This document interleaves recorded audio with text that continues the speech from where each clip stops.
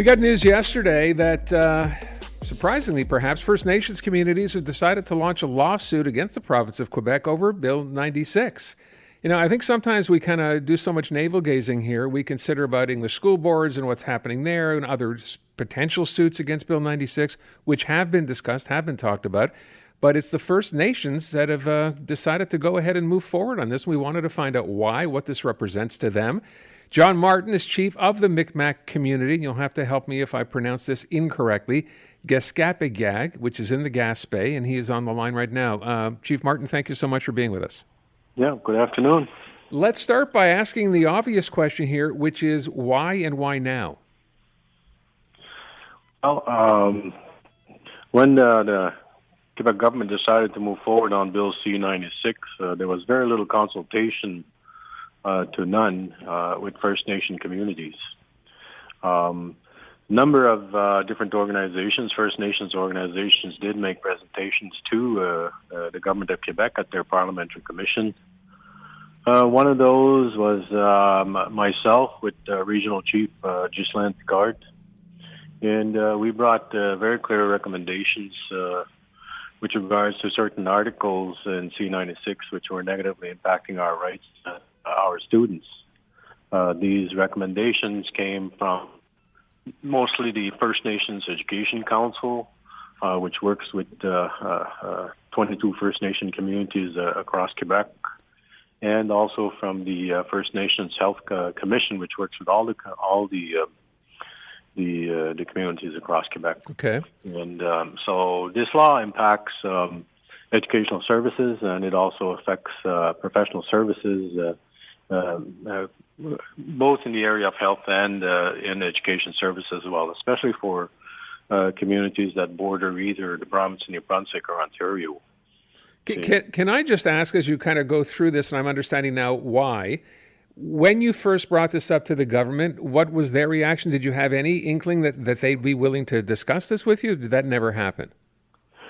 Well, we presented to the Parliamentary Commission. We requested and we were accepted to present to the Commission, but there was no real consultation that was organized with First Nations communities. Okay.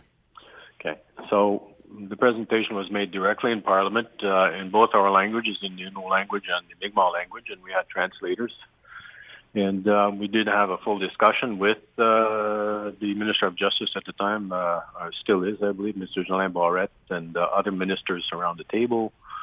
And there was little to no really movement on their part, and they continued to argue that, we can do administrative adjustments and so forth, but just a total refusal to accommodate First Nations in the law. Now, this law affects us quite significantly now, but it has affected us since its inception.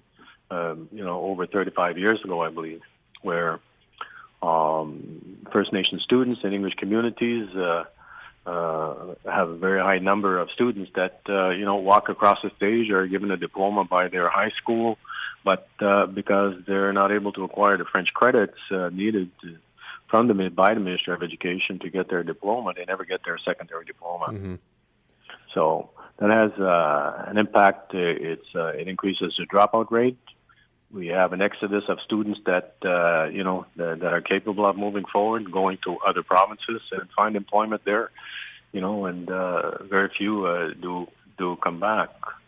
So the end result is that for a high number of our students, we are basically denied First Nations education, post-secondary education in the province of Quebec as a direct result of this. And now with this law, the bar is raised even higher because you now have to have 3 courses in French, and you do have to pass these courses to get your credits. And again, another impact within the area of education.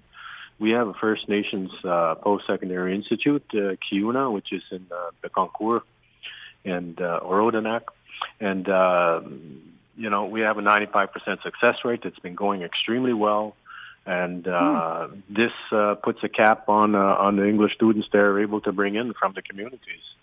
and it is the one and only school that really caters specifically to First Nation needs with a curriculum that's adapted to them, and a tremendous success rate. And we've got a lot of good students coming out of there. But again, this institute is affected directly by this Bill C-96. Okay.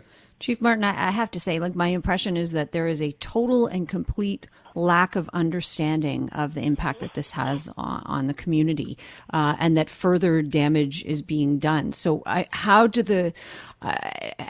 do you go from here? I mean, has there been any response since the lawsuit is going forward? Well, we just met the Minister Lafreniere the day before yesterday.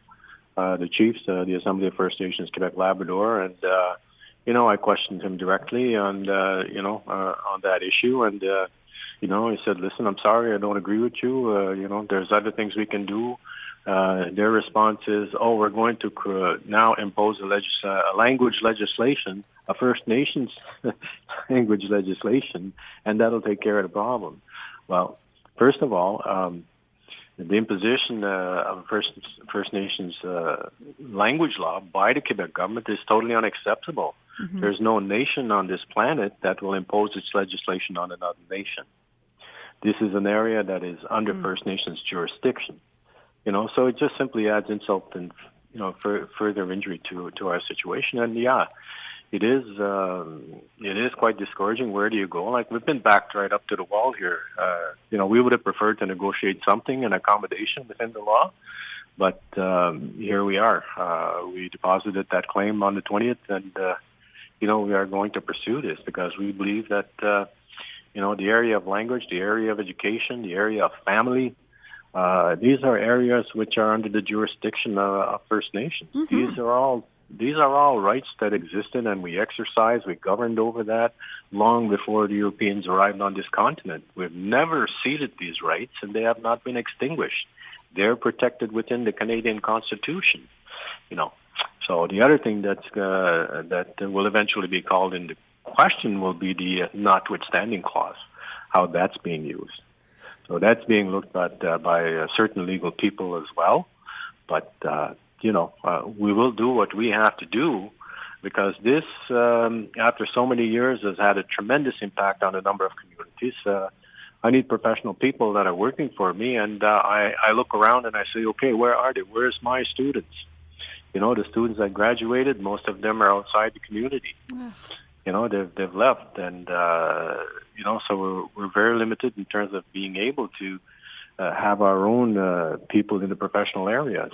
So can I ask, when you talk about an accommodation, and I wonder how far this goes with this government, when you say an accommodation to resolve this issue, what does the government say back to you? And what would that accommodation be? What would that be made up of?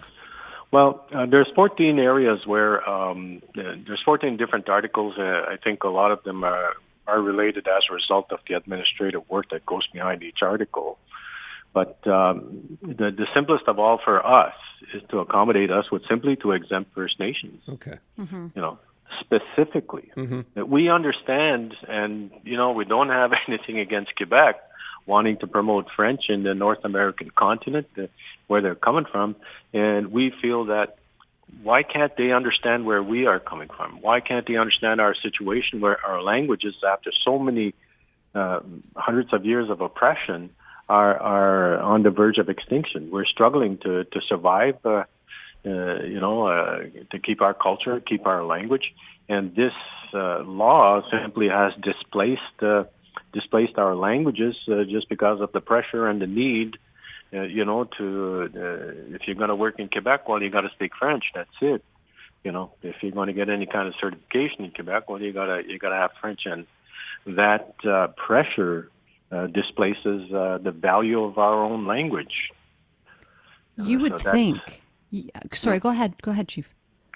No, it's go ahead. I mean, it's to us, it's incomprehensible. Yeah. Why isn't this a two-way street? Okay. Yeah, and I find what's really telling about this is that you would think the goal of Bill 96 is to protect the French language, to protect the French culture. You would think there would be an understanding that that's what you're trying to do as well.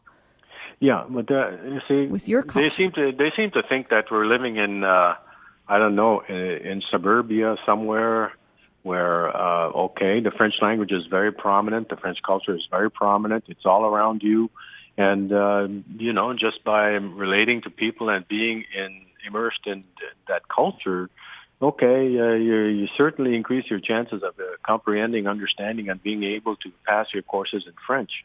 But if you've been to a First Nation community, you know that if you're in a Mohawk community, it's Ganianka culture, and their second language is in English. And it's the same for the Mi'kmaq communities or any other community, Algonquin communities. It's the same thing. It's the culture of that nation that's in the community, and in this case, the second language is English, which is used as well to vehicle our culture. So, you know, for us, the French is a very complicated language. It's, when you study the grammar of it, it's insane. Sure. I can speak French as good as any Quebecois, but I never understood their grammar. You know, but you know, and that's the reality of our situation. We are in a different culture. We're not in a community next to us where you have 10,000 people. Yeah, you're not getting it by osmosis, in other words, right? That's not your community. No, it is not. It is not, and that's what they fail to understand, or refuse to understand. Well, Chief, There's you know a what? lot We're they going to be fail to watching this one very, very carefully, very closely, because this kind of pushback against this government over Bill 96, going all the way back to Bill 101, will be very interesting to watch. Yeah. Well, First Nations are no threat to the French language. No. Absolutely no threat. I can't understand the reasoning behind it. Chief John Martin, Chief of the Mi'kmaq community of Gesgapegiag, we thank you so much for your time today. Very much appreciate it. Thank you for the opportunity. Okay.